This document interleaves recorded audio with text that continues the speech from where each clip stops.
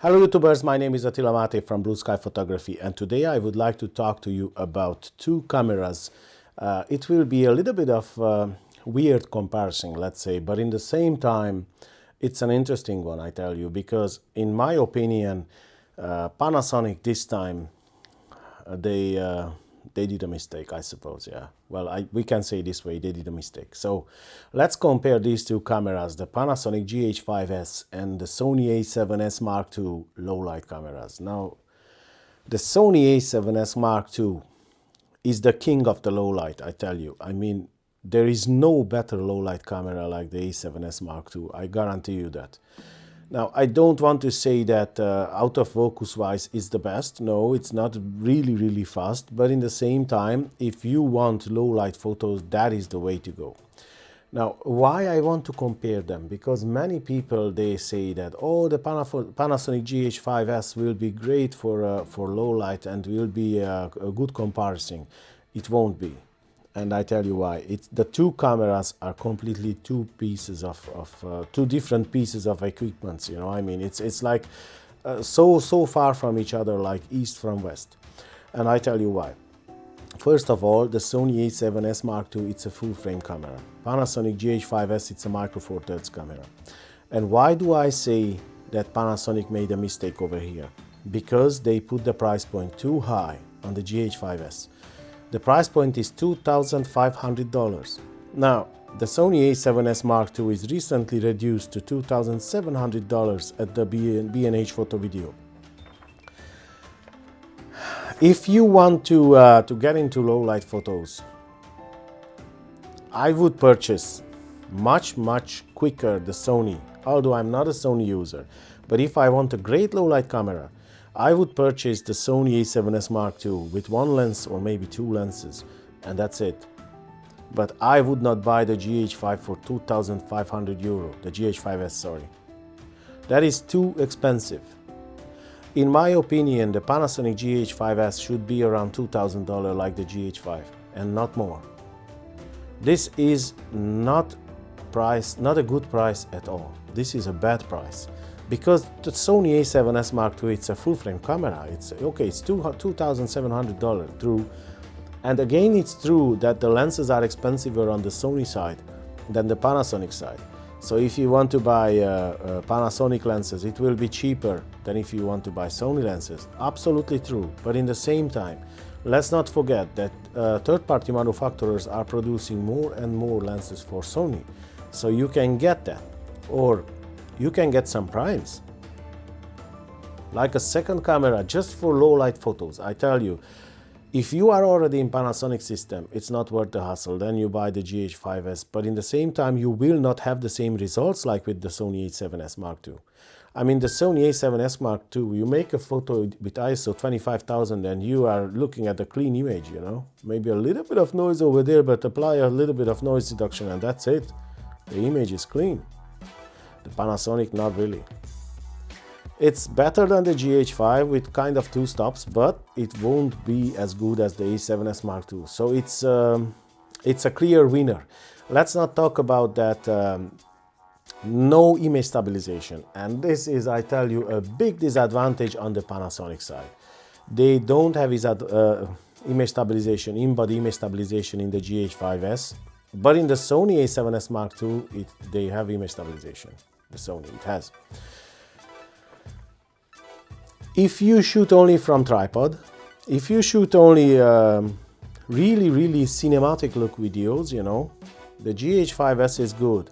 But if you want great low light, handheld shooting, and full frame sensor, the a7S is a winner, clear winner. I mean, I would not see myself purchasing the GH5S for this money, period. That's it. I would not see myself because it's too expensive. The GH5S is 10.2 megapixel. The Sony a7S Mark II is 12.3 megapixel. Yeah, it's true, the 2 megapixel extra is not a big deal. Yeah, it's not a big deal. It's only a little bit, but in the same time, it allows you a little bit of cropping. And let's not even mention again that this is a full frame sensor.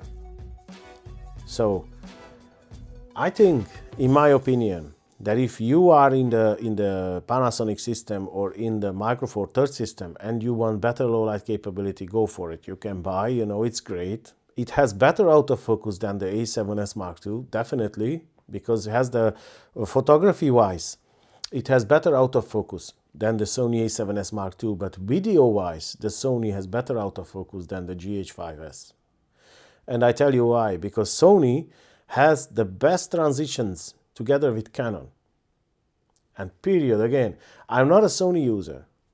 I'm not a Sony user. I used to be. And I have many videos where I bash Sony, I hammer Sony, you know, because they made a lot of stupid mistakes. But this is their advantage, and I recognize this, and I admit this, that Sony is the best when we speak about the autofocus transitions and video autofocus. Now, on photography side, Panasonic GH5S will be better with autofocus than the Sony because it has the GH5's autofocus, which is great in photography. So, if you want photography as well and video, the Panasonic GH5S is better. Sony, you can do great photos, no problem, but the tracking, it will not be the strong point of the camera, I tell you.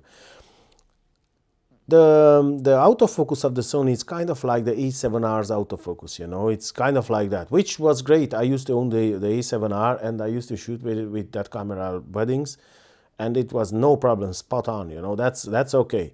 But in the same time, if we speak about fast-moving subjects, you know, or tracking, no, it's not the strong point of that camera. Again, an advantage, which is for the Panasonic, is the dual SD card slot. And Sony this is one of the things I was always complaining, you know, that they are crazy. I don't know. I want to pull my hair, you know. Why the hell do you put in a 2,700 euro camera a single SD card slot? It's ridiculous, guys. So that's one of the reasons I didn't like Sony, and I ditched Sony and went back to Nikon, because I didn't like this, you know. What do you mean by single SD card slot in a $2,700 camera? Seriously? But in the same time, if you want dual SD card slot, there you go, Panasonic GH5S. Sony doesn't have dual SD card slot, but it has in-body image stabilization. So it's really difficult to choose. But the Sony has full frame sensor, the other one is Micro Four Third sensor. Depth of field, completely different on Sony. If you want nice cinematic video, you know, with great depth of field, you know, shallow depth of field, Sony is the way to go. So, it's up to you guys. I don't want to say that, like I said at the beginning, this is a weird comparison, but many people are talking about this, and I think that this is not the right comparison, because these two cameras are completely different, you know. They are not even close near each other. But in the same time, like I said, if you want GH5, you can get that, and in GH5S, sorry, and you won't be disappointed. If you are already in Sony system, the a7S Mark II is the king of the low light. Period. The Panasonic is not even close to Sony. I don't really like the Sony system itself, but this is great, I tell you. And if I would like to get low light camera, I would buy the Sony. Definitely. For this price point and the difference between them, it's nothing. So, I hope that this video was helpful to you guys, and I hope that you like it. If you like it, please like and subscribe and share my videos, and hit the little bell button near the subscribe button to get notified when I upload another video. And if you want to add something to this video, please feel free and leave a comment down below. And if you think that I'm wrong, you know, no problem. Feel free and leave a comment down below. And other than that, I wish you a great day, and I'll see you in the next one. Take care, guys. You're a superhero.